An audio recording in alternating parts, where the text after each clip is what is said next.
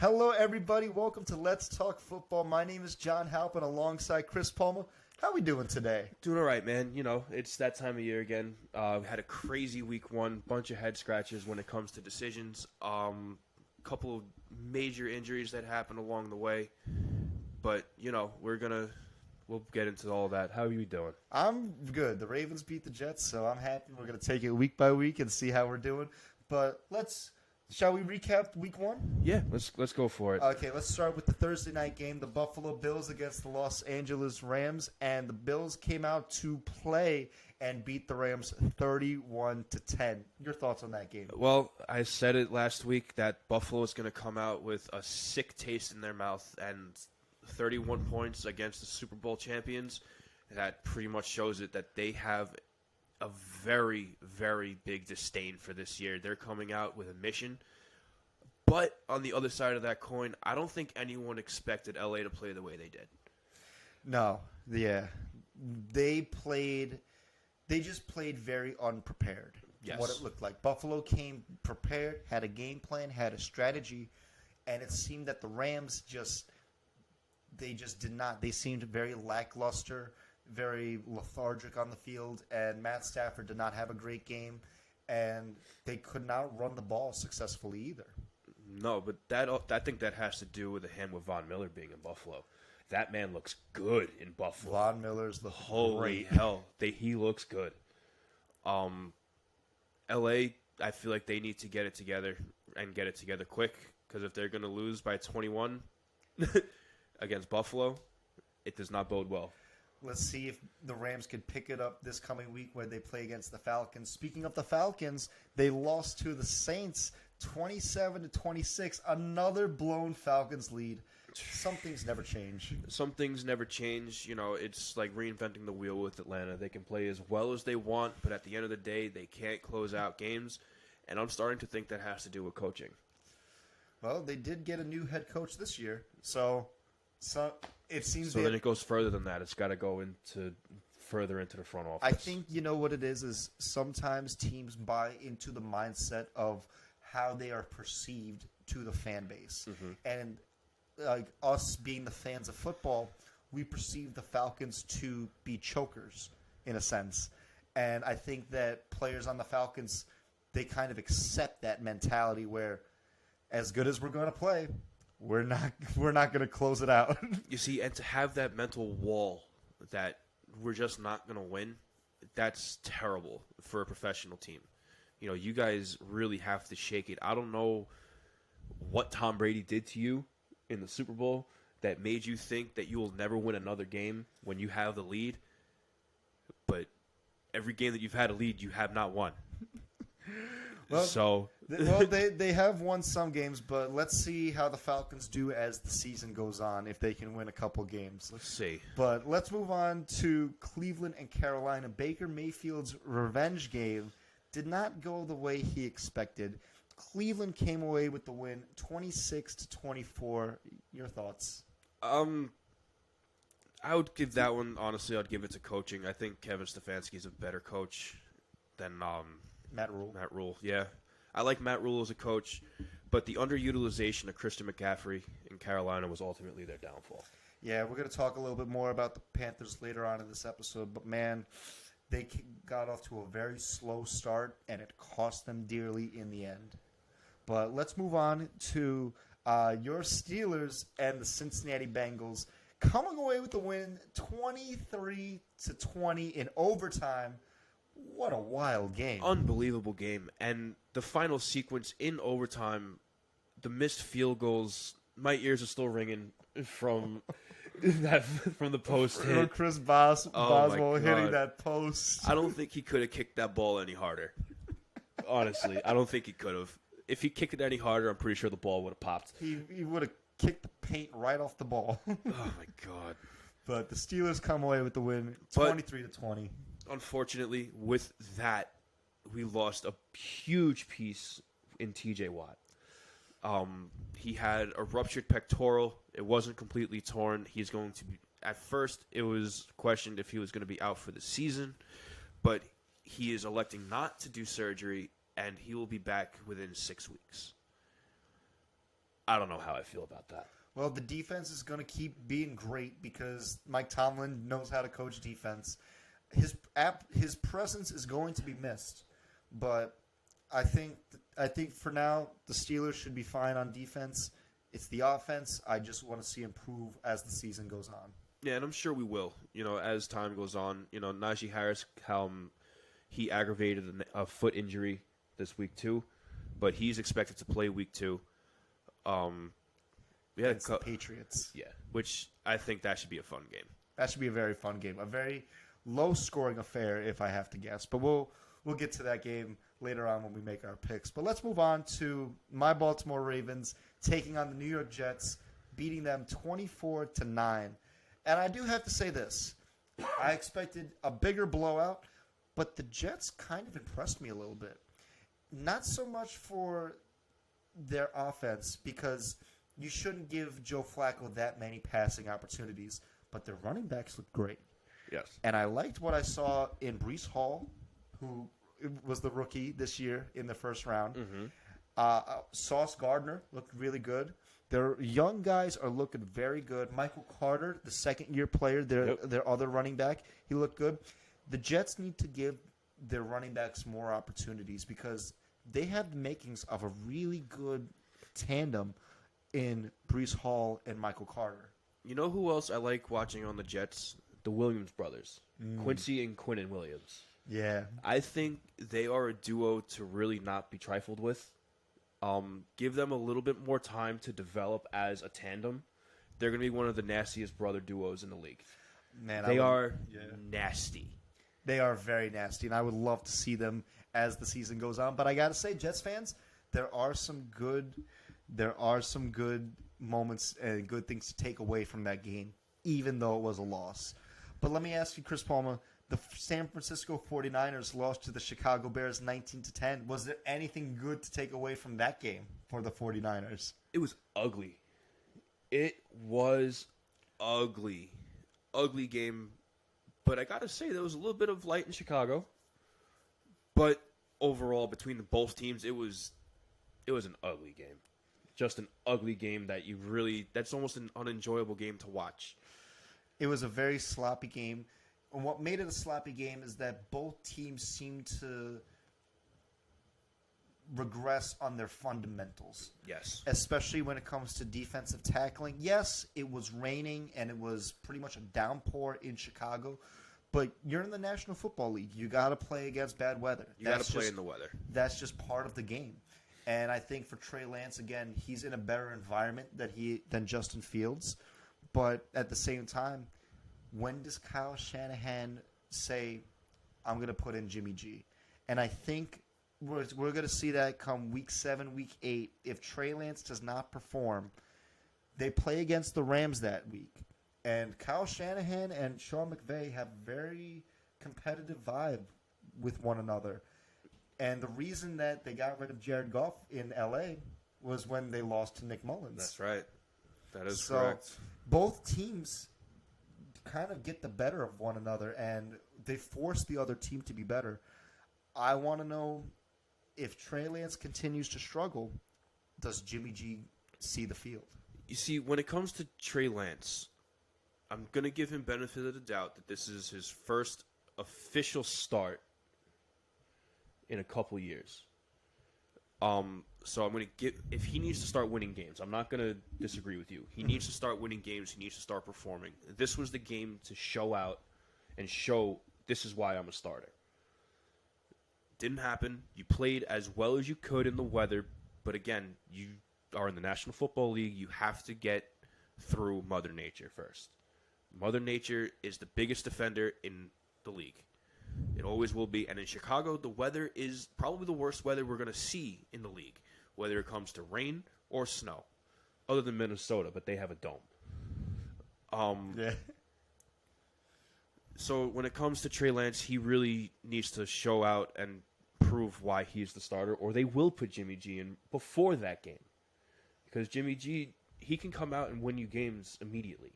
And you lose more than 3 games, Kyle Shanahan's not going to stand for that. It's just a matter of how patient is Kyle Shanahan. And we show that he's not very patient at all. So we'll see how the 49ers look going on. They play against Seattle this upcoming week. But let's stay in the NFC with the Philadelphia Eagles and the Detroit Lions having a barn burner of a game, 38-35. My God, as good as the Eagles played, the Lions were impressive too. Listen, another one-possession game for Detroit.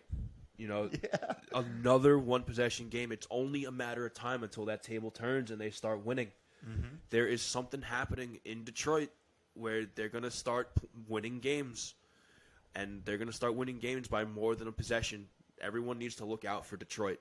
That defense is something to be reckoned with. That, I got to say, I want to give a shout-out to DeAndre Swift. He's probably one of the most underrated running backs in all the league, probably because he's in Detroit. But, my God, he had a monster game that game. And just to see him play, and Detroit plays hard. And even though they don't win a lot of games, they're still a very fun watch. Let me ask you this. Your thoughts on Aiden Hutchinson. How do you think he played? He didn't really make much noise to me. He got his looks, he did what he was supposed to do. He was in the right areas, but he had no wow factor, if that makes any sense, in week one. Like when TJ Watt came out, immediately he started getting sacks. Oh yeah. But they're two completely different calibers of player. But you look at the impacts that he had immediately out the gate. That is the hype that Aiden Hutchinson got. That this man is going to be an impact player out the gate. He was more of a role player in week one. Understandably so, it's your first game as a rookie. But you're not playing the best offensive line. And as an outside linebacker that you are pertained to be, you need to be better than what you showed. Mm-hmm. He played well, but to me, he needs to do more to get a wow factor before he becomes that guy. You know what I mean? Absolutely. And we're going to keep an eye on the Lions this season. Believe me, we are going to keep an eye on the Lions this season. But we also had our first tie for the season as well. The Indianapolis Colts and the Houston Texans tied. Let that sink in for a second there. Okay. Yeah. And on the flip side of that, because of the tie, Rodrigo Blankenship was waived. That was a mistake. The Colts kicker, they waved him off because he did not make the kick in the clutch. That was a mistake. That was a mistake. A team is going to pick him up, and they're absolutely going to reap what they sow. Yeah, and I'm interested to see how the Colts look, but, man, the Texans, they played a lot better than everyone expected them to. Yeah, like my hat's off to them. They played a very respectable game. Yeah. A full game, in and out. They played really well. Yeah. So let's move on to the AFC in New England and Miami. Miami beating New England in Miami 20-7. Your thoughts on how the Patriots looked? The Patriots look slow. They're slow. They have no rhyme or reason right now. They have no determination to do anything. It looks like they're doing the Bill Belichick way, coasting to the playoffs. But with how the AFC is, they coast now. They're not going to make the playoffs. So, like we were saying last week, in the AFC, you lose a game, you're going to go leagues behind. Every game is a must-win in the AFC. Every game is a must-win in the AFC, especially when it's a divisional game, because Miami, we have a lot of expectation from Miami this year, and I think that they played extremely well against New England. They got the job done. Jalen Waddle looks good. Tyreek Hill looks good. Tua looks good. Tua looks good. I have a little questions about the offensive line a little bit, but we'll see how it plays out throughout the rest of the season. Mm-hmm. So let's move on to the next game. The Jacksonville Jaguars and the Washington Commanders. Now, Jags almost won this game, but I got to say, the Commanders and their wide receiver, they have a great wide receiving core. Yes, they do. And I think a lot of people, including us, we overlooked how good that wide receiving core is. They have Terry McLaurin, Curtis Samuel, and Jahan Dotson all making spectacular plays throughout this game. Your thoughts on this game? You see, when it comes to Washington, their issue is their quarterback. Everyone knows I'm not big on Carson Wentz. He's a backup playing starter.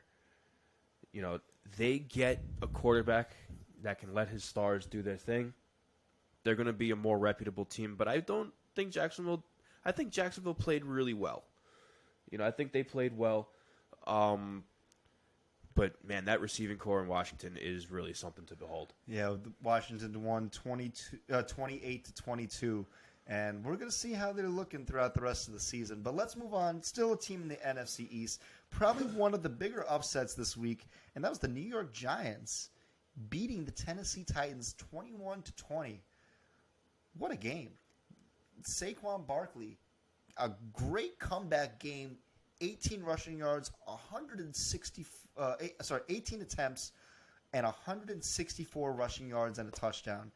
He said, I am back, and I'm going to try to be as healthy as I can to make an impact on this team. Just his presence alone, I think, really made the Giants play that much harder. Mm-hmm. Yeah, and, he is a very smart running back. And he knew going into this game that the Tennessee defense has holes. So he did what he does best, and that's find and exploit those holes. And those holes happen right up front. The defensive line on Tennessee is very slow, so he's very good at bouncing it outside the tackles and getting to the second level. Mm-hmm. And in the second level of Tennessee, they don't have a star linebacker. They don't. They really don't. So once you get to the second level, he's faster than most people on Tennessee. For the size that he is, dude's fast. He is extremely fast and physical too. Yes, he's not afraid to get into the face of all the defensive backs that he just run past. Correct. So it was a great win for the Giants, and let's see if they carry that momentum over and they're able to stack wins throughout the year. But let's move on to the Kansas City Chiefs and the Arizona Cardinals. The Chiefs beating the Cardinals 44-21. Patrick Mahomes, 350 yards with 5 touchdowns. Look like absolute juggernauts. Yeah, again, Andy Reid and the Chiefs are pretty much unbeatable in September. But the question at hand is, where was Arizona? Where were they? They looked lost for most of that game. I don't know. If that is what's going to hold for Arizona this year, I feel like we all have too high of expectations for them. Well, we're going to talk more about Arizona later on in this episode, but let's move on to the team that they're going to be playing against, the Las Vegas Raiders and the Los Angeles Chargers. So the Cardinals played the Raiders, and the Raiders lost to the Chargers 24-19. It was a close game, a physical game, but Derek Carr had 3 interceptions. Your thoughts on that game? The 3 interceptions really is what did it. I feel like that was like first game jitters for the Raiders. Having Devontae Adams, you want to exploit every defense you can with the star that you have. But I feel like they got a little overzealous with passing a little too much. They still have a solid run game. And that Chargers defense, and also I got to give my hats off to the Chargers that they learned how to close out a game. We were saying it last week that if they learned how to close out the game, Vegas is going to have issues. They picked it up in the offseason. So now Chargers specifically need to keep the energy of closing out a game, and we will see them in the playoffs. You know who was a big difference maker in that game? Khalil Mack for the Chargers. Was. 3 sacks, I believe he got. Yes, and he looked great in a Charger uniform. Yes, he does. So let's move on back to the NFC side. The Minnesota Vikings coming away with a win over the Green Bay Packers, 23-7. My God. Aaron Rodgers and the Green Bay Packers, what went wrong? What went wrong was when they signed Aaron Rodgers to that deal. That's really what went wrong there. So it's like a choke situation in Green Bay now. He's playing out of sheer spite. He's playing in spite of the team versus with the team, if that makes sense. Mm-hmm. Minnesota is playing together. Aaron Rodgers is playing for himself, and then there's the rest of the team. Mm-hmm. And, of course, Green Bay doesn't have – Aaron Rodgers doesn't have a safety net. But that is, again, that's his own fault for asking for so much money to the point where they could not afford Davante Adams. So Davante Adams went and took a pay cut to go play with someone that he knows is going to be a better teammate. Play with Derek Carr in college. They have a better chemistry together. Mm-hmm. So that's where he decided to go. Yeah, and I can't blame Davante Adams for going to play with Derek Carr. But, man, Green Bay just looked lost that game. They really did. But let's move on to another team that looked really lost, and that was the Dallas Cowboys and the Tampa Bay Buccaneers. Tampa Bay beat the Cowboys 19-3. Tampa didn't look too good, but, man, the Cowboys looked even worse. And Dak Prescott got injured. He fractured his thumb on his throwing hand, and he's going to be out for about 4 to 6 weeks, it looks like.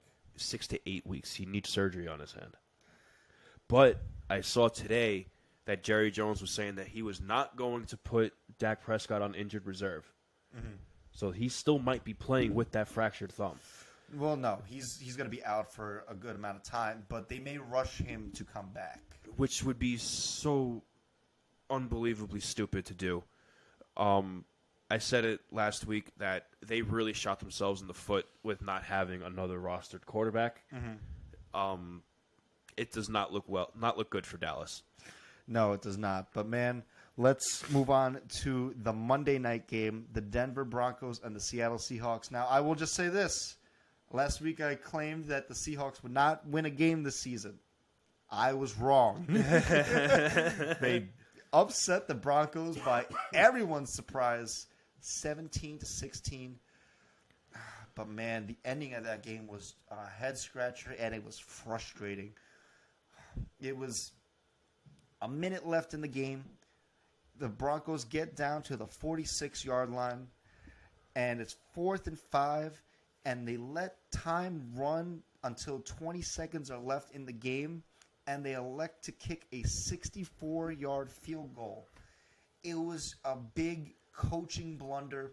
The Broncos, even before that, the Broncos made so many mistakes, and they really shot themselves in the foot. Your thoughts on this game? Yeah, you kind of said it and hit the nail on the head. This wasn't really Seattle beating Denver. It was more Denver beating themselves. Yeah. First off, to not trust Russell Wilson after you pay him the amount of money you just paid him, to not gain 5 yards, and then as a coach, you're going to run down the clock for almost a minute, and then you're going to try and hit the second longest field goal in NFL history with someone who can't hit a field goal from 60 yards plus. At sea level. At sea level? Like, come on, man. As a head coach, you need to do better. But also on Russell Wilson's side, as a veteran quarterback, you need to take the game into your hands when it comes into clutch time. Mm-hmm. So that is where I'm at a loss as to why Russell Wilson was willing to just go with the flow and allow this to unfold in front of him. Yeah. We have a lot of questions for Denver going forward, but let's just hope this is a one-time ordeal. But we're going to keep an eye on Denver and Seattle as the season goes on. But let's move on to Week 2, because we got some good games in Week 2. There are definitely some exciting games coming on. Let's talk about one of the big marquee matchups, and that is the Cincinnati Bengals against the Dallas Cowboys. Mm-hmm. Now, this game, first game without Dak, you have Cooper Rush as your starting quarterback. What are your expectations for this game? Just don't get hurt. Clearly they're going to have team? Well, mostly for the Cowboys. You already suffered one huge injury. Now going in, of course, now you're going to have to rely on your run game. So Zeke and Tony Pollard are going to have a lot of the work, the load. Don't get hurt. Just try and stay healthy. Yeah. I'm not going to say it's already time to start looking forward to next year, But, my man, 6 to 8 weeks, that's a long time to not have your quote-unquote star quarterback. Yeah. That is a long time, and it is a very competitive year, and their schedule is not easy. No. I will say this, though. Even before Dak got injured, the Cowboys did not look good against the Buccaneers. In fact, they were the only team in the league to not score a touchdown in Week 1. That's crazy. That's crazy to think about. But even before Dak got injured, they kept they wanted to get CD the ball. He had 11 targets but only 2 catches for just about 20 yards. But yet they were really hyping him up to be a number 1 wide receiver this year. Yes, they were. And that's not going to happen, especially now when you have Cooper Rush giving him the ball. Now, Cooper Rush, he did have 1 start last year against the Minnesota Vikings. He threw for 328 yards and 2 touchdowns, if I'm not mistaken. Okay. And he did win them the game. He won them the game with Amari Cooper, with a fade route to Amari Cooper at the end of the game. Right. But last year doesn't matter. This is a completely different Cowboys team this year. And from last year to this year, it looks like they got significantly worse. Oh, yeah. In every step, in every sense. Amari Cooper is not there. Tyron Smith is not there anymore. Their left tackle. He's not there anymore. He's injured. So you have a beaten offensive line, a backup quarterback, and you're very deficient at playmakers. You know who was their leading receiver in Dallas? Who? Noah Brown. Who the hell is Noah Brown? Right. Who the hell is Noah Brown? And you know what? Another thing that appalled me from watching the highlights of the Cowboys-Tampa game? Like I said last week, Trayvon Diggs got absolutely cooked last week. Yeah, he did. You know, the Bucs didn't play great. He played awful. And if he's going to be lining up against anybody on that Bengals wide receiver core, look out. Because Burrow is going to embarrass you. Trayvon Diggs, he was a flash in the pan with those interceptions. I'm telling you now, he is a bust. People really, even us, we invested a lot into thinking he was going to be great until we looked further and we realized how many yards he was giving up. How bad. You look at his footwork. He's bad. He does not know. There's one saying when it comes to being a secondary. It's wider than the wide and deepest than the deep. You have to be behind the receiver. He never his first step is always forward. If you look, majority of the time, his step is forward. If that's the case, take him out of the secondary and put him at a linebacker. He's small, but he wants to be physical. So let him go. Let's see what happens if he can be at a linebacker position. Or run a blitz package with him. But he cannot be your number 1 cornerback in pass coverage. It can't happen. No, especially when you have the offensive talent of Cincinnati coming into town. Oh, God. Jamar Chase is going to cook Trayvon Diggs. Like, let's be honest. Jamar Chase is going to have a field day with Trayvon Diggs. It doesn't matter where See, that's the thing. With how Trayvon Diggs played week 1, Joe Burrow is going to find him all game. It does not matter if he is on Jamar Chase or T. Higgins. He is going to find him and embarrass him. Joe Burrow is just that savage. Jamar Chase is just that good, and T. Higgins is 10 times as more physical as Trayvon Diggs is. Mm-hmm. Trayvon Diggs is not going to have a good week this week again. No, he's not. And I got to say, for just the Bengals could have won that game against the Steelers last week. They really could have. But, man, they shot themselves in the foot too many times. But I did like what I saw offensively. Joe Burrow was spreading the ball around. Obviously, Jamar Chase is his safety blanket. Let's not kid ourselves here. But he's a very smart quarterback. And he's got smart wide receivers, too. Jamar Chase, T. Higgins, Tyler Boyd. Those are and Uzama as the tight end. They're all very smart players that they're going to exploit the hole. Now, one concern I did have for the Bengals is maybe it was because it was against the Steelers' defense, but that offensive line still did not look good. They gave up 7 sacks. And 4 interceptions. And then a forced fumble as well. So yes, 5 turnovers and 7 sacks. Week 1, that's scary. That's very scary. Especially when you put all that work into the offensive line. You know, you put Pro Bowlers in front of him. Everyone thought it was going to be an insurance policy. I think I'm going to have to agree with you that it might have been going up against the Steelers' defense. The Steelers is a top 10 defense in the league. I'm not going to argue that. I don't think there's many people who can, and if they do, they better have a good argument. They're a top 10 defense in the league. With TJ Watt, they're a top 5. Without, they're a top 10. And Bengals are still young enough where that can kind of be their safety net. You know, the offensive line is still new enough where they can kind of use that as a scapegoat. Well, look at how good that defense was. The Cowboys' defense is nowhere near as good. If they allow anything close to 7 sacks, anything close, it is time to start raising red flags in Cincinnati again. Yeah. It's rough, too, because you invest a lot of money in your offensive line to help Joe Burrow be a better quarterback. But at the end of the day, if he doesn't have enough time to do the things that make him special, then his career is going to suffer. And the story you don't want to see happen is a number 1 overall pick, be very talented, carry a team as far as he can, and have a shortened career because the offensive line does not protect him. Wow, that sounds like Andrew Luck. That is Andrew Luck. That's exactly who I was saying. Andrew Luck syndrome. Exactly. And so you would hate to see that.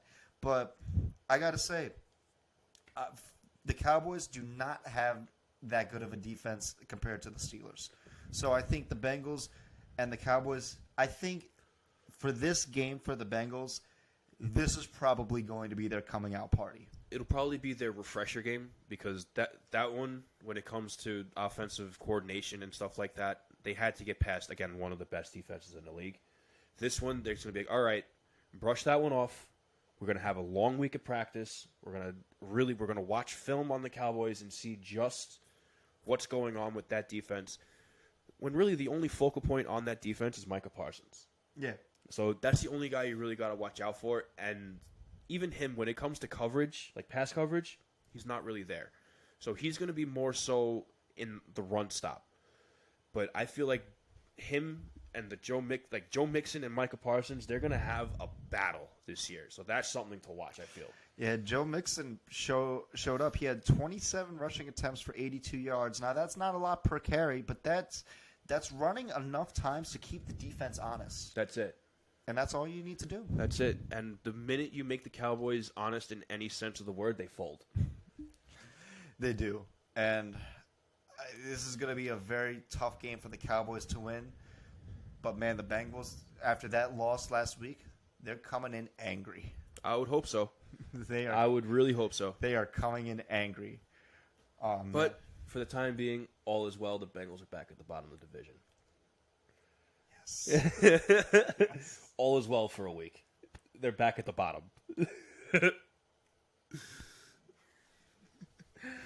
I love it.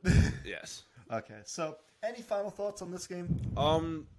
This really isn't going to be much of a game to bat your eyes at. You know, the Cowboys, they're really not going to bring much to the table. The Bengals are going to exploit everything that they have because that's what they are. They're exploiters.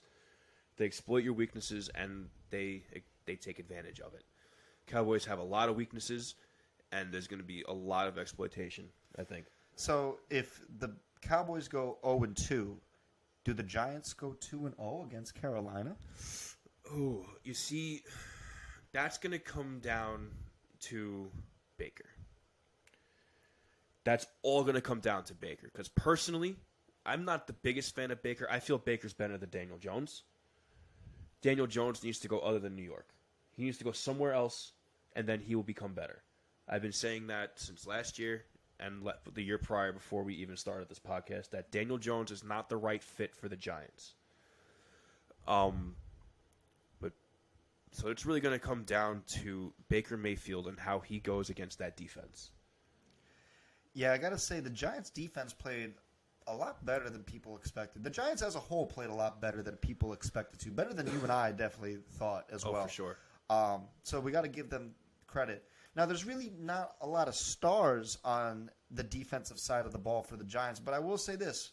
People keep an eye for two players in particular. Jihad Ward, the linebacker, number 55. Him and the cornerback, I want to make sure I get his name right. Darnay Holmes, number 30. Both had led their team in tackles and about 5 tackles a pop. But you could see them moving north, south, east, and west all over the field. And sometimes you don't need marquee players. You just need the team to just play hard. And I think the Giants played extremely hard against Tennessee, and especially making sure Derrick Henry did not explode and have a great day. And to piggyback off of that, where you said you don't really need huge stars to be good, we saw that in L.A. in the Chargers. Yeah. Before they got Khalil Mack. We've said it for a couple of years that they were playing better than their record showed. They didn't have many huge pieces on the defense. They had Joey Bosa, right? Not Nick. Joey Bosa.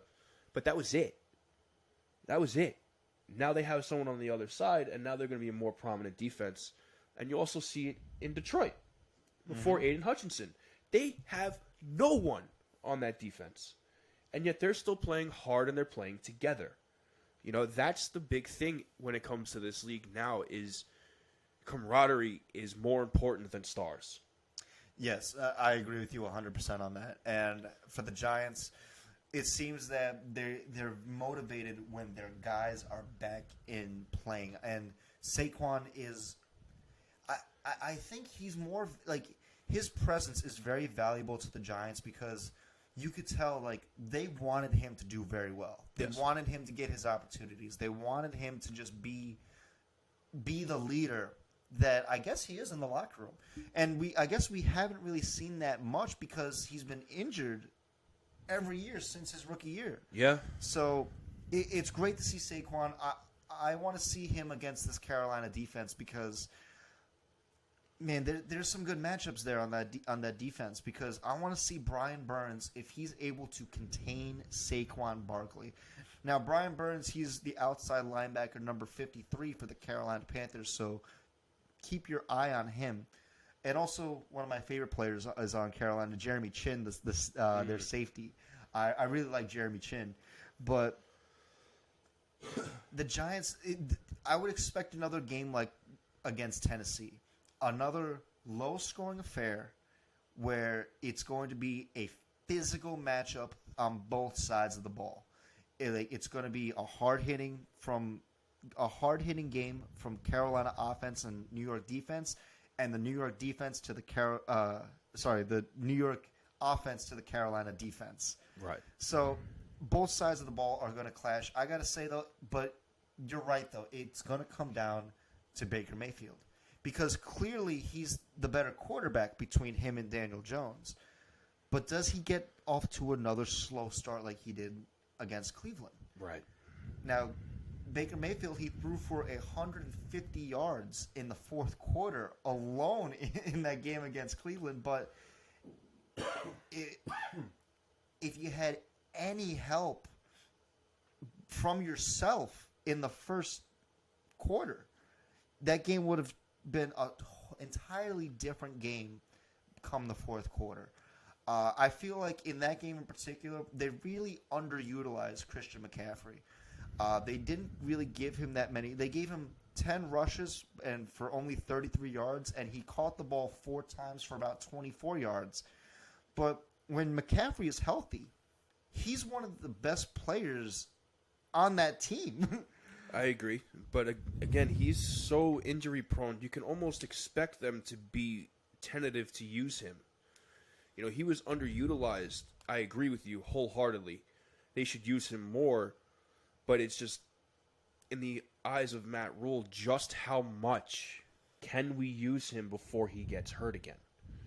You know, do we run him till the wheels fall off, or do we take a step back and we let him have a full season? Because we're going to need him all year. You know, the games, like going into the Giants game, I expect him to have a more utilized game than last week. You know, this week I expect probably about double the carries, so he'll probably get double the yards.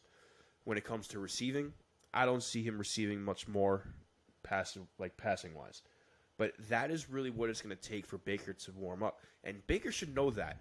From coming from Cleveland, he had one of the best run games in the league last year in Cleveland. He should know that a good run game opens up the pass. So him too, like had the same conversation with Russell Wilson. He's now getting into the veteran era of his career. He needs to know that his word has merit on the field more so than the coach. Mm-hmm.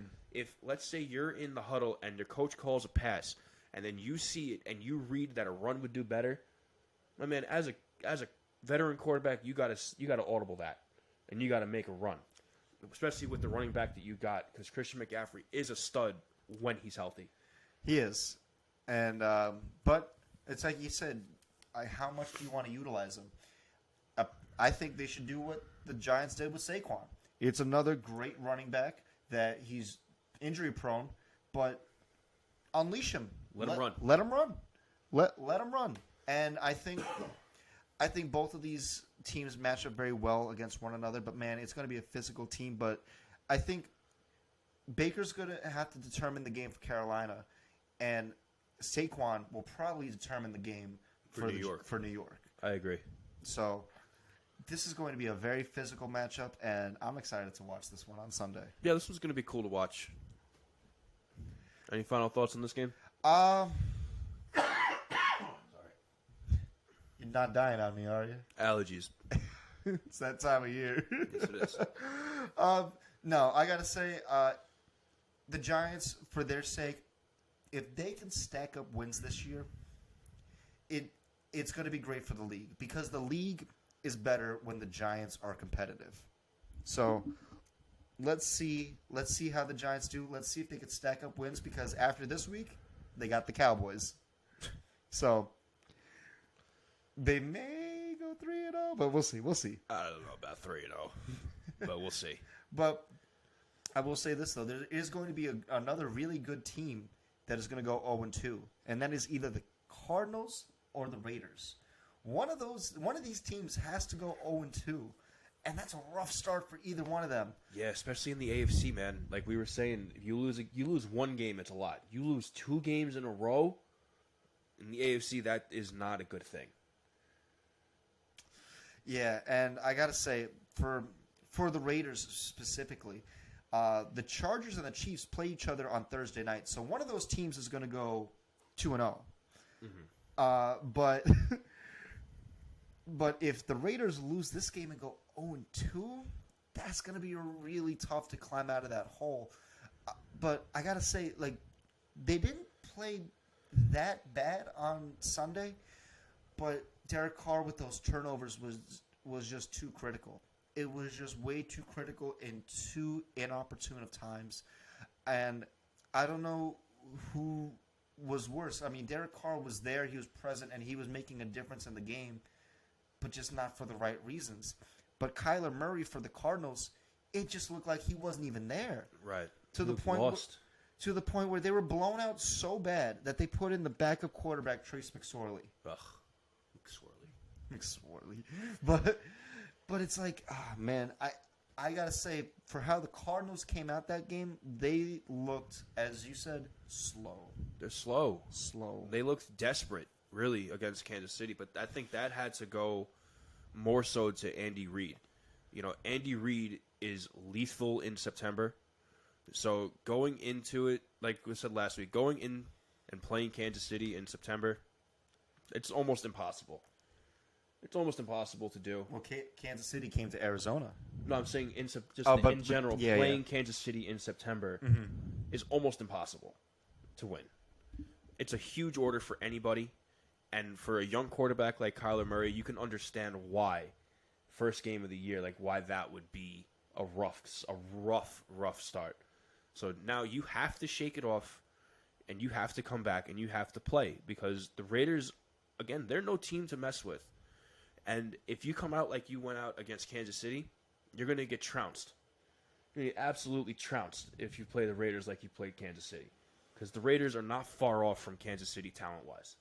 No, they're not, especially because their receiving core is just as deep as Kansas City. 100%. You have Devontae Adams, Hunter Renfrow, Darren Waller, and you have an astounding receiving talent in Las Vegas. But I want to see them run the ball more. They only attempted 13 rushes in this game against the Chargers. You got to utilize Josh Jacobs. As good as the receiving talent is in Vegas, you got to utilize Josh Jacobs, because if he is one of those running backs that can get unleashed in the game, there's no stopping him. I agree. Wholeheartedly, I agree. Physical running back. He's like a miniature version of Derrick Henry. He's just Derrick Henry, but more compact. And he's physical. He's through the guards, like a north-south runner. Yeah. And for them to only run 3 times, I thought was very underutilized. Now, I will say, the Cardinals, they have a different approach. They use James Conner, and they also have this new guy, Eno Benjamin, who was their leading rusher. But I gotta say though, they had 4 players run for about 20 yards a pop, so they went over 100 yards rushing as a team. But at that point, you're getting blown out. It doesn't matter. Right at that point, it's a stay healthy situation. It's just empty calories at that point, and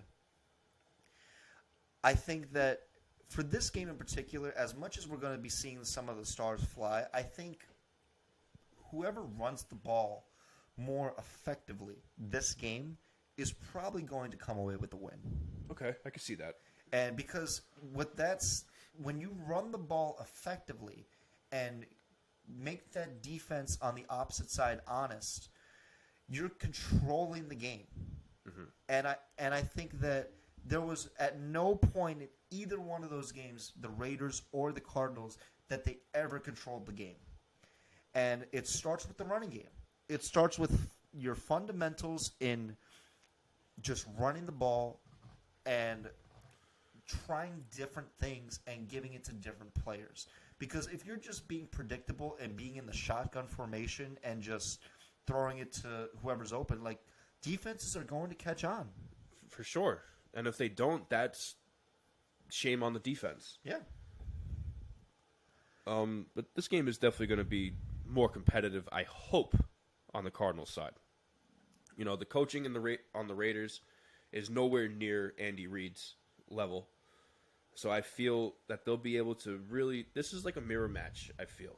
They're very well stacked against each other, but I agree with you that the run game is really going to be the ultimate test to see who's going to come out and win this game. Oh, yeah. Wide receivers are flashy, and they earn their money. Like, Devontae Adams, he earns his money. And Hollywood Brown, Rondale Moore, and on the Cardinals side, they earn their money. But it's gonna come down to the running game. I actually forgot Hollywood was in Arizona now. He wears number 2, which is Weird. It's very weird. It's very weird to see him in a Cardinals jersey. the number swap thing still has me messed up. Yeah, to see players with single-digit numbers that are not quarterbacks, kickers, or punters is just weird, especially defensive players. It's so weird. It almost bothers me, but it doesn't. It almost bothers me. I'm just getting used to it now. I'm getting used to it. It's hard to get used to. Like, Micah Parsons is 11. You see, that one isn't too bad because it's still double digits. The one that messed me up the most was Melvin Ingram at number 8 when he was on the Steelers. Yeah, I remember that. I remember that. Oh, man. I got his jersey. Oh, I actually did. Yes, I remember you got his jersey, but I did forget. In this game in particular, you know who's coming back home? Chandler Jones is coming back home to Arizona. Oh, that's right. I forgot Chandler Jones was on the Raiders. Yeah, so Chandler Jones on the Raiders. He's coming back home in Arizona, and he might be a difference maker to watch for. So let's keep an eye on him. Keep an eye on him. That's for sure. Absolutely. So, any final thoughts on this game? I really hope the Cardinals just show up to play, because if they don't, it's going to be another trouncing. And if they start 0-2, it's going to be another team that we had higher expectations for that's just decided not to play. Yeah, so let's see how both teams shape out as this game goes on, because if they start off 0-2, it's a tough hole to dig yourself out of. So let's move on to two teams that won and are in the same division, and that's the Buccaneers and the Saints. Now, since Tom Brady has been a Buccaneer, in the regular season, the Saints have swept him. They are 4-0 against Tom Brady and the Buccaneers since he joined Tampa. I feel like this is going to be a rough game for Brady, because it's something I forgot to mention last week. He doesn't have a safety net in Gronkowski. Yeah, he doesn't. He does. There's a lot. We talk a lot about safety nets. His safety net is gone, so he doesn't have that check down to open up the deep ball anymore. And the Saints, they're one of those teams that are just together and they play tough. I don't know. I think this is going to be a rough game.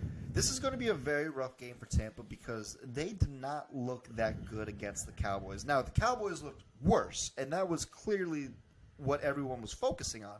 But the Bucs did not look good. But I will say this, Leonard Fournette looked good. Leonard Fournette always looks good, though. He had 120 rushing yards, and I don't think he's had that since his Jacksonville days. That's true. So I got to say, for the Bucs, I want to see if they are going, if they're going to transition into a more run-oriented team. But being that Tom Brady's there, probably not. But my guess is last year they were the most pass-friendly team in the league. I think this year they're going to balance it a little bit more. Leonard Fournette's going to give you those tough, hard yards, and they're going to exploit run gaps against the Saints. But, man, that Saints defense is tough, man. They got a great defense. They really do. They got better in the offseason. Now, granted, they gave up 26 points to the Falcons. But when they needed to make stops, they made the stops. And Cam Jordan, another completely slept on defensive player. Slept-on player. Cam Jordan is one of the best defensive ends in the league, and people sleep on him all the time. But they got better in the secondary, specifically with their safety position, getting the honey badger, Tyrann Mathieu. And, oh, my God. So their defense is – so I want you to consider their secondary real quick. They have Marshawn Lattimore, a guy another cornerback who led their team in tackles last week against the Falcons, Pete Werner, safety Marcus May, and the honey badger as your secondary. That is just nasty. And they're going to give fits to Mike Evans and Chris Godwin. Oh, yeah. All game. And Chris Godwin, as of right now, is questionable. Okay. So if only Mike Evans is on the field for Tom Brady, it is not going to be a good game. Yeah. So as of right now, he's questionable, but we have to keep an eye on that. He may or may not play. Yeah. I will say this, though. There's one player that I want to see how he looks in a new uniform, and that is Julio Jones. And Brady made sure last week that he was feeding Julio constantly throughout the game. He looked good. He looked a lot better than he did in Tennessee. Okay. Is he the Julio that he was in Atlanta? No. But he doesn't need to be because they have a very deep wide receiving core. They have Mike Evans, Chris Godwin, who's questionable, but you get Russell Gage, and you still have Cameron Braid at the tight end position. So they still have a good offensive core talent-wise. It's just the offensive line. How many sacks are they going to give up to the Saints? And if you can sack Brady, that's always been the key to beating Tom Brady is if you can get pressure on him, he's going to fold. Right. Without a doubt. And if they get to him, let's say they get to him 3-4 times in the game. That's enough. That is enough to put him away. And you're going to beat him morally, and he's not going to want to be out in the field anymore. But if Brady gets hot early and Fournette starts running the ball and gets good, they won't make it to the 4 sacks. So this tail of the tape is going to be very fun, very competitive, but I think the Saints are a very better team, well-rounded. Like throughout, as of right now, I think the Saints are the better team going into this week.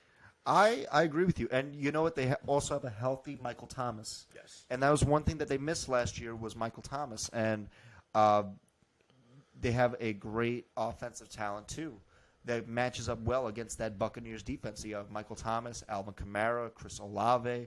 You have and you still have Mark Ingram as the two-headed Hydra. But they didn't really run the ball last week because they were forced to throw in order to make the comeback. Right. I think if the Saints get an early lead in this game, I would expect to see a lot more of Alvin Kamara running the ball. And I would like to see that because he's personally one of my favorite players. And since he's come into the league, I've always loved seeing him because he's a very special running back. Mm-hmm. I just feel that last week against the Falcons, he was very underutilized, but for acceptable reasons that they kind of needed to throw the ball. Yeah, they had no choice but to. They had to step away from the run game. So with that being said, like this game, again, these teams match up very well against one another. Can Brady get over the hump and beat the Saints in the regular season? You see, and that's going to be rough because the Buccaneers don't have a good run defense. They don't. You know, I believe last year they were actually one of the worst run defenses in the league. I think they were actually like 27 in run defense last year. They were low. They were low, and also passing too. Teams can pass on them. Yeah, so people can score on them, and you know if that shows anything is that they let up a lot of points. So this really does not stack up well for Tampa. No, it doesn't. But again, this is going to be another one of those physical games, and man, just keep your eye on this one because I think both of these teams are going to be playoff contending teams. It's just a matter of where they're going to be seated. So I think the Saints are going to be at least a wild card team, and we expect the Bucs to win have double-digit wins this season. But let's see. Let's see because this is going to be a very interesting divisional matchup. Mm-hmm. So let's move on to the last game. Now, we actually have quite a treat this week. We actually have 2 Monday night games. Yep. We have the Tennessee Titans and the Buffalo Bills playing against one another, which fantastic game. But we also have the Minnesota Vikings and the Philadelphia Eagles. I feel like this one's more exciting than the Bills game. I agree with you. There's something about this game where there's a whole different electricity. It's that Jalen Hurts, man. He's just so fun to watch. You can't turn him off. He really is. He's so fun to watch. And the way the Eagles are really coming together as a team, you know, it's fun to watch Philly right now. And I can't think of a time when it was actually fun to watch the Eagles after Donovan McNabb. I guess when they won that Super Bowl year. No?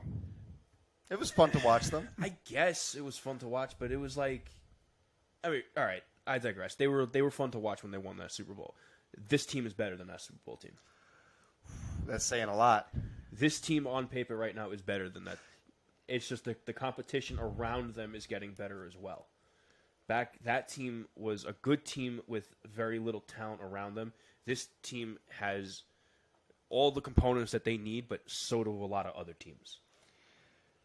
The Eagles, you're talking. Yeah. Yes. Mm-hmm. They have all the components they need to be that caliber of team, but last year and this year as well, so do a lot of other teams. Yeah, I got to say, the Eagles, it was impressive for them to put up 38 points in week 1. And I got to say, A.J. Brown, he looks like he's meant to be an Eagle. Like, he's one of those physical, big, strong receivers that he looks like he is just meant to play for the Philadelphia Eagles. Yeah. And he had 10 receptions for 155 yards against the Lions. Like, he is a monster. And I think, again, like the Buccaneers and Saints, these are 2 playoff caliber teams. Oh, 100% these are playoff caliber teams. The Minnesota Vikings and the Philadelphia Eagles. Now, again, Jalen Hurts is a baller. They had 4 different players have rushing touchdowns last week. Yeah. So it's running back by committee. It's they have Miles Sanders, Boston Scott, and Jalen Hurts obviously running the ball, and I forget the name of the other one. Please forgive me for that. But man, they have a stout running, and they're leaning into their strength, which last year they were the number 1 rushing team in the league last year, and it seems that they're just picking up where they left off. I agree. And I do want to flip it to the Vikings side. The Vikings look a lot better than they did last year. Yes, they do. They are one of those teams, just like the Lions, where they found themselves in a lot of close games but couldn't quite finish them. And, like, for instance, week 1 last year, they played against the Bengals, and they lost in overtime because Dalvin Cook fumbled it. Right. Now, you have all your playmakers returning, healthy, and you get healthy players back on defense. You get Danielle Hunter healthy back on defense, and he is a world of difference. He is like Cam Jordan. He's a slept-on defensive end that people just don't really pay too much mind to because of where he plays. But he is a difference maker in Minnesota. And I want to give you a stat, actually, that I heard this past weekend. Go ahead. This is the first time since the 1980s that the Minnesota Vikings are switching back to a 3-4 defense. Oh, shit. So since the 1980s, they've had a 4-3 defense. That means they've had 4 players on the line of scrimmage and 3 linebackers playing back. Now they have 3 defensive linemen on the line of scrimmage and 4 linebackers playing back. Which is definitely awesome because the 80s was when it was the Purple People Eaters. The 70s. That was the 70s. 70s. But I will say this, though. Their defense looked really good against the Packers. They still have Harrison Smith, right? They do, yes. Okay. And he was one of their leading tacklers last week. And they also had Patrick Peterson. Now, I will say this. Patrick Peterson is not the cornerback that he once was. But he's another veteran presence that he's very valuable for the team that he's on. He doesn't need to be the cornerback that he was. Right. He just needs to be there and to be a cog in the machine. Let's also not forget Justin Jefferson might be one of the best receivers in the league. He may claim that title this year. I agree. He had 9 catches for 184 yards last week. The man's unstoppable. He is a man on a mission. He is going for that number 1 receiver spot. It is unbelievable what he did to that Green Bay defense. Bro, this dude had almost 200 yards on 9 receptions. That's what's crazy. It's single-digit receptions, which means he can't be touched. He is so much bigger, so much better than the defenseman that he is just going to have his way. 9 receptions having almost 280 yards, that's almost unheard of. It's almost unheard of. We haven't heard of stats like that since Randy Moss. Thank you. Randy Moss, Santonio Holmes.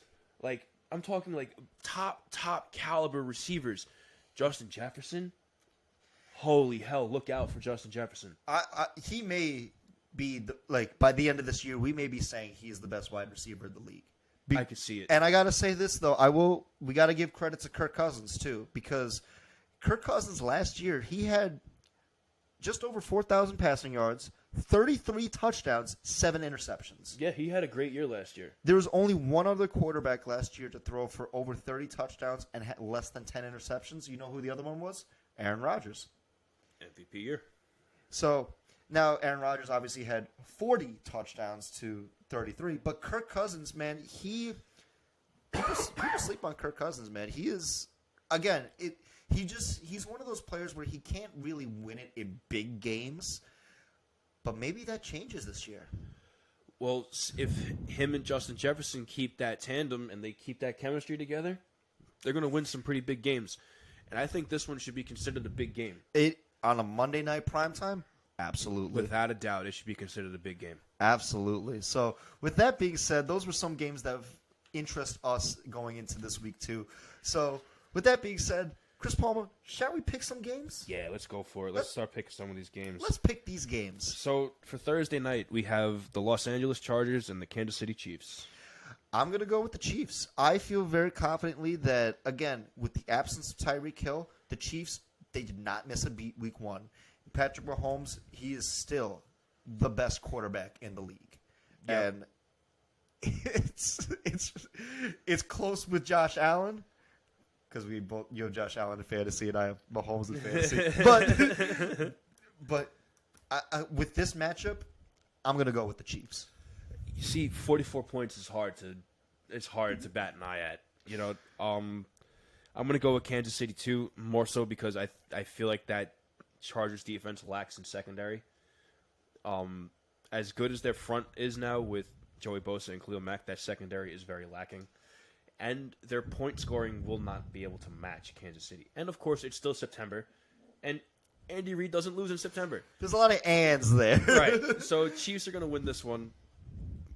What about the Jets and the Cleveland? Now, I will say this, though.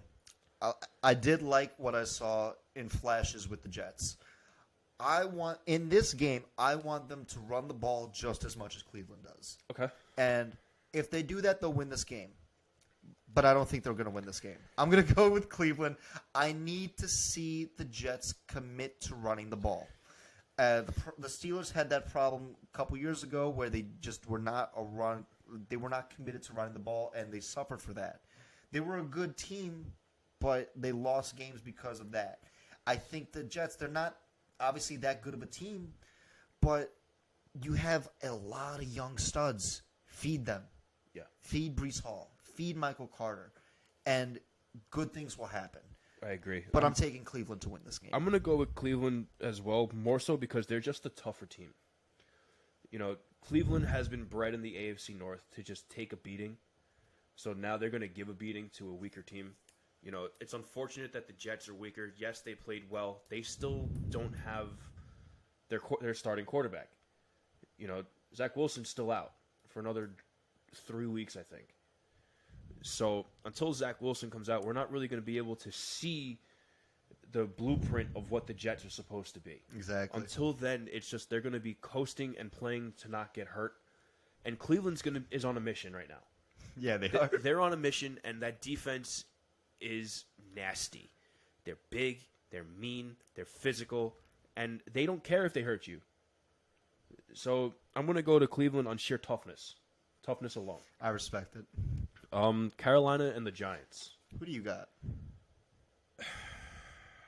You know, I'm going to go Giants on this one. Because I don't have that much faith in Baker. Again, I feel like he's a better quarterback than Daniel Jones. Mm-hmm. But Daniel Jones knows better than to just run a play given by his coach. Mm-hmm. You know, he is stepping up to the plate and becoming more of a general than a manager. And Baker has never taken that step forward. Mm-hmm. And I feel like that's going to be the downfall here. You know, I went back and forth on this game. I feel like I could see it happen both ways. And again, they're both good matchups for one another. But you know what? I'm going to give it to Big Blue. Let's go with the Giants. I'm going to double down on the Giants. And I stand by my statement that the league is a better league when the Giants are good. They're almost like Chicago. The league is better when they're playing well. Man, it's been a while since Chicago's played well, It's been a while but since the Giants played well too. Exactly. They got their first home win since 2016. So I mean, it's first week one opener since 2016. Let me rephrase. Okay. But, man, you know what? I'm going to go with the Giants. I want to see them stack up wins. So let's go with New York. Let's go with New York. New England and Pittsburgh. I'm easily going with Pittsburgh on this one. The New England's offense did not look good. And, again, that defense is going to be hellacious against Mac Jones. Oh, yeah. And I feel like it's going to be another low-scoring affair. It's probably like 17-14. But that's all you need. Yeah. That's all you need. So I'm going to go with the Steelers on this one. I'm going to go with Pittsburgh as well, and that's not just because of loyalty. That's more so because of the defense. Even without T.J. Watt, we have Malik Reed in replacing him now. And Malik Reed, he's more of a role player, but he's going to be solid. And our defense is a top 10 defense without T.J. Watt. Yeah. And Mac Jones is not talented enough to go up against a top 10 defense. No. It's just that simple. And I'm going to say this, and it may sound bold, Mike Tomlin's a better coach than Bill Belichick. We'll save that debate for another Bill time. Belichick is a sequence coach. He's a more accomplished coach. Yes, but that's all. Think about the player that he had. He had the best quarterback of all time. It was a sequence. He did, but I will say this, though. It's hard to argue because, again, they're definitely top three. Like, yeah, without a doubt. However you want to order it, like, I will say at this point in time for this season, Mike Tomlin is. But historically, overall, Bill Belichick is only a couple seasons away to beating Don Shula's record for the most wins. Right. So, but not having a losing season, man, that's something that's unheard of. Very impressive. Right. So, and I think, honestly, this may just come down to coaching. It will. It's going to be a chess match. It's two of the most elite coaches in the league coming up against each other with young, hot crews ready to play. Yep. But, again, the Patriots are slow. And the Steelers are a lot faster. Mm-hmm. Miami and Baltimore. Now, this is a game we did not talk about, but I actually like this game. I mean, of course, I'm going to be watching this game, but they match up very well against one another. Yes. And I want the matchups I want to see. I want to see those Dolphins wide receivers, Tyreek Hill and Jalen Waddle, against Marlon Humphrey and Marcus Peters. Those are the matchups I'm going to be looking at all game. Yeah. I'm giving that to the Ravens, of course, but Lamar, he had one thing that people didn't mention was that Lamar played extremely well against the Jets. He had 3 passing touchdowns. Yes, he did. And at a very high completion percentage. I'm going with the Ravens on this one. You see, you're going to hate me for this, but I'm going to go with Miami on this one. More so because of your absence of Kyle Fuller. Kyle Fuller was probably going to be the one on Tyreek Hill. No. You don't think so? Marlon Humphrey. So then who will be on Jalen Waddle? Marcus Peters. And then who's going to be on Raheem Mostert when he goes out for passes? Defensive line. You have Tyus Bowser and Patrick Queen. They can go out into the flats like that? Patrick Queen can, absolutely. It's fair. I don't know. I'm still going to go with Miami. I feel like their receiving core is more set out to win. Okay. I'm going with Miami on this one. I will say one name for you, Chris Palma. Keep your eye for number 14, Kyle Hamilton. Okay. Our fresh safety. This may be where he gets his first pick of his NFL career. We'll see about that. We'll see. We shall see. Washington and Detroit. I'm taking Detroit. Yeah. And maybe because last year I took Detroit in too many games, and I probably shouldn't have, but I just like the way they played last week. They played rough. They played tough.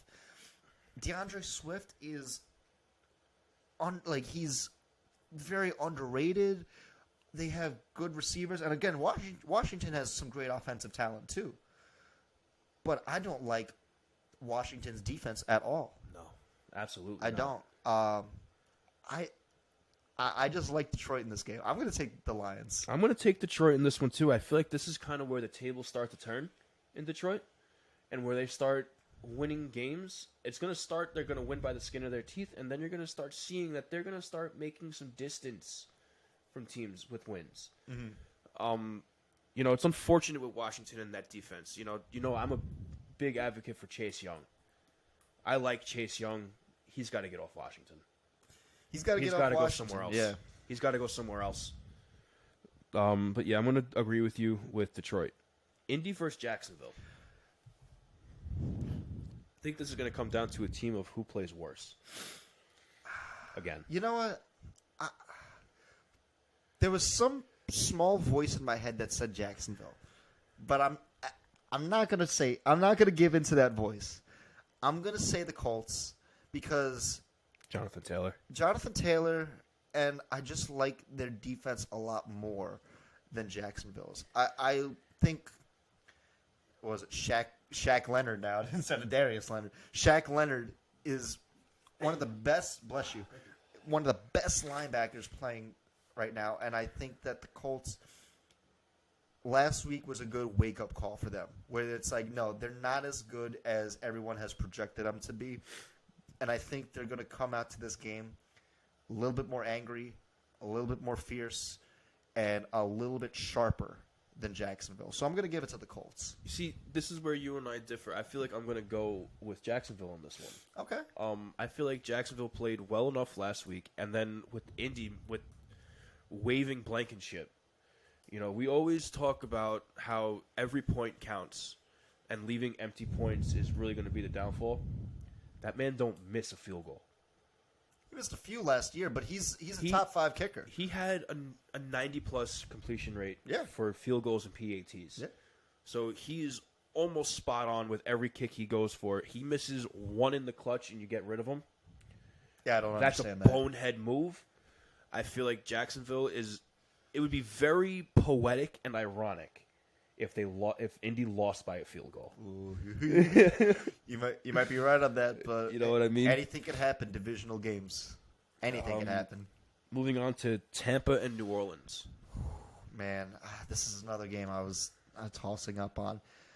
I just think New Orleans is the most well-rounded team in this matchup, and I'm going to give it to New Orleans. I think in the Superdome, with those playmakers and a healthy Jameis Winston and a stacked defense, it's going to be rough for Brady. And Dennis Allen makes it real tough for Brady. Yes, he does. So I'm going to take New Orleans in this game. I'm going to take New Orleans, too. I feel like this is going to be a really rough game for Brady, especially because Mike Evans is questionable. If he does not play, that means he only has one target because he doesn't have Gronk. And if he doesn't have Evans, he would only have Godwin. Well, he does have Julio Jones. Yeah, but if now you only have two, and you make one your safety net, that defense is going to capitalize real quick. Yeah. So that's a lot of improvisation on Tampa's side when it comes to that. I don't see it happening. I would expect a lot of dink and dunk play for Tampa this game. Without a doubt. Atlanta versus the Rams. This is the game where the Rams get back to what they are. And I'm going to go with L.A. I think last week was more of an aberration. And, again, like Indy, the wake-up call that they needed.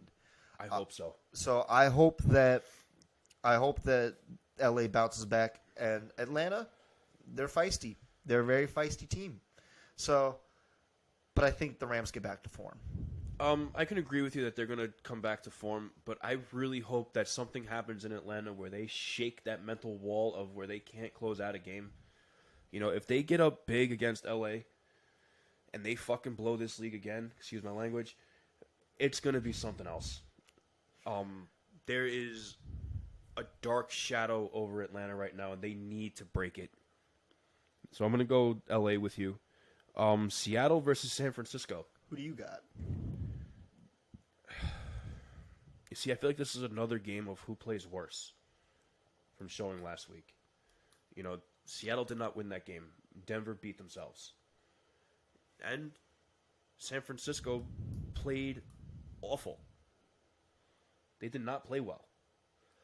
So this one's tough. Come back to me. Who are you going to play? Who are you going to... I'm taking Seattle.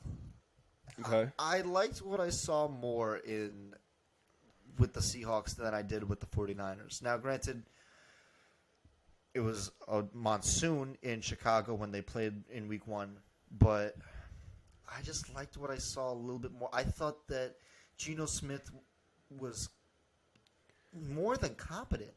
He was good. He played well. He played really well. Really good. DK Metcalf, still one of my favorite players in the league. He's there, and he's still making plays. Seattle, they really have a lot of no-name defense. Jamal Adams got hurt, but they still have Quandre Diggs, who's a really good safety. I like Quandre Diggs. He's a very good safety. I was very disappointed with how San Fran came out last week, and I think Seattle may win this game. I know I said last week they'd go win this, but since that is already broken, I'm going to pick them to win this. I'm going to go San Francisco, I think. Okay. I feel like that receiving core is still nothing to be trifled with. I feel like Brandon Ayuk is a sleeper cell in the league. Deebo Samuel is another sleeper cell in the league. And I feel like Kyle Shanahan is a better coach at this point in time than Pete Carroll. That I can agree with you. At this point in time, Kyle Shanahan is proven to be the more competent coach. Yes. So I'm going to go with San Francisco, but this one is going to be a game to watch. If Geno Smith does win his second game in a row in Seattle, that's when questions got to start being asked. Well, the question would be, how the hell is Seattle leading the division at that point? Because they would be 2-0, and everyone else would have a loss. That's right. Which would be absolutely nutty. So Cincinnati and Dallas. Cincinnati. Yeah. This is going to be the refresher game for them. Yeah, this is where the Bengals are going to show up and show out. There's just too many matchups the Bengals are going to exploit on the Cowboys. Jamar Chase on Trayvon Diggs. And they're just a more well-run team. And Dallas is going to struggle offensively. And they're still an undisciplined team. Yeah. And even though Cincinnati is a good team with faults, I think this is where they're going to put up at least a 30-piece on Dallas. I could see a 30-piece, and to stretch it, I feel like I could almost see a 40-piece coming up against Dallas. It's on the table. It's on the table. Yeah, no, Cincy is absolutely going to floor Dallas. If Dallas somehow finds a way to keep it close, I'm going to be surprised, but there's no way they're going to win. Moving on to Houston and Denver. Denver played lower than expectations, but yet Houston played higher than expectations. I'm going to give it to Denver. I'll give them one more week of confidence. If they don't win this game, we have questions. See, this one's tough. It's tough because of just how... I wouldn't even say because of how well Houston played. It's just because of how poorly coached Denver was in week one. If their coach does not turn around and figure out a way to manage a clock correctly, because clock management is huge in the NFL. If you cannot manage this clock and win a game, Houston will capitalize. Lovie Smith is not a bad coach, and he is showing that he's going to bring a team to compete every week. I think I'm going to go Houston on this one. Ooh, okay. I think I am. I feel like I like Lovie Smith's idea in Houston more than I like this guy in Seattle. I was not expecting that, but I respect it. And you know what? I like Lovie Smith as a coach. He's like Dan Campbell. Yeah. They play hard. Just play hard, come out, play hard, and whatever happens, happens. Exactly. And if you can hold Indy to a tie with Jonathan Taylor, Seattle, they don't have a run game. They don't have much of a run game. Compared to Jonathan Taylor, they have no run game. Yeah. And Geno Smith, I'm still not going to... I feel like that was a flash in the pan game. So I'm going to go Houston on that one. Arizona and Las Vegas. I was extremely disappointed by both teams last week. Mm-hmm. But I saw more promise from the Raiders, and I'm going to give it to the Raiders this game. I just think that, again, I don't like that Arizona defense. No. And I think Derek Carr is not Mahomes, but that offense has the capability to score just as many points as the Chiefs in Las Vegas. Mm-hmm. I'm going to give it to them, but I want to see them run the ball more than 13 times. Yeah, I have to agree with you. I'm going to go with Vegas as well. But if Arizona decides to show up, this might be the game of the week. Potential game of the week, depending on if Arizona shows up. I would like to see that. If they don't show up, it's going to be another 40-point outing for the opponent, and they are going to be absolutely lost. And then we're going to have some questions for Cliff Kingsbury. Oh, absolutely. We're going to have some questions. The Sunday night game, Chicago and Green Bay. I think, again, this is another one of those cases where last week was a wake-up call. Aaron Rodgers needs to trust his receivers. And, yes, they're young. They're going to make mistakes, but you need patience. I think this is where Green Bay wins. They're going to win against the Bears. I thought last week for the Bears, like you said with Seattle, that was a flash-in-the-pan game. I thought that was more of a flash-in-the-pan game for Chicago.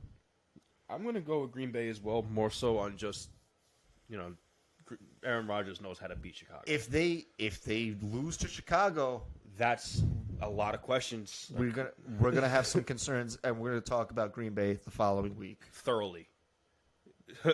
If they lose to Chicago the season after he says, I own you, that's something. That's something to talk about. Oh, yeah. The first Monday night game, Tennessee and Buffalo. Who you got? Buffalo. I'm going Buffalo. We're talking about flash in the pan games.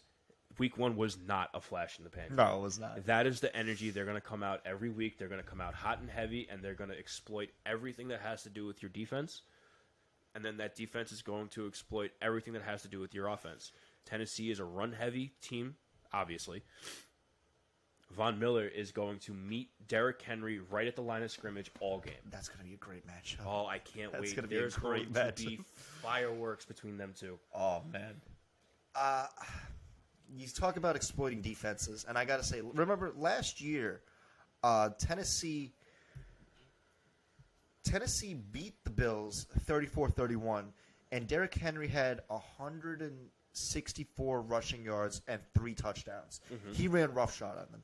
As good as the Bills' defense was, and they had the number 1 defense in the league last year, they were bad against the run. That was their big weakness, was they gave up too many big runs against good receivers.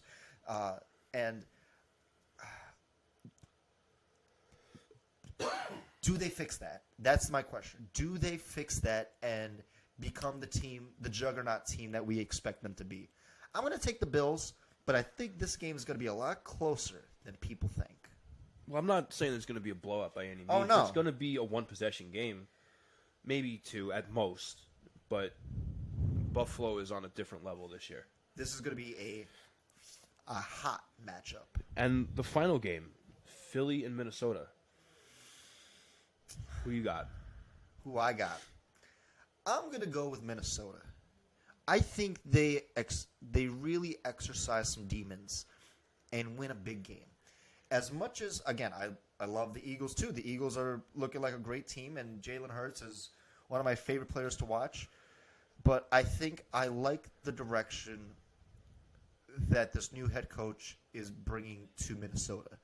He's an offensive head coach, but he understands the importance of defense. And I think going back to a 3-4 defense, it's going to make a world of difference for Minnesota this season. I'm going to take the Vikings over the Eagles. I respect that. I'm going to have to go with Philly on this one, surely because they're so much more exciting than Minnesota. I don't know, man. I don't know. The electricity that's coming out of Philly right now, it's unbelievable. And I agree with you that Minnesota seems to be revived. They seem completely revived. So does Philly. Since last year, they seemed revived.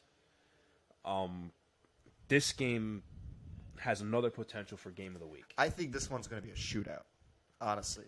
I can see that. Because you know what it is it's going to be contain, and then the star players are just going to break out.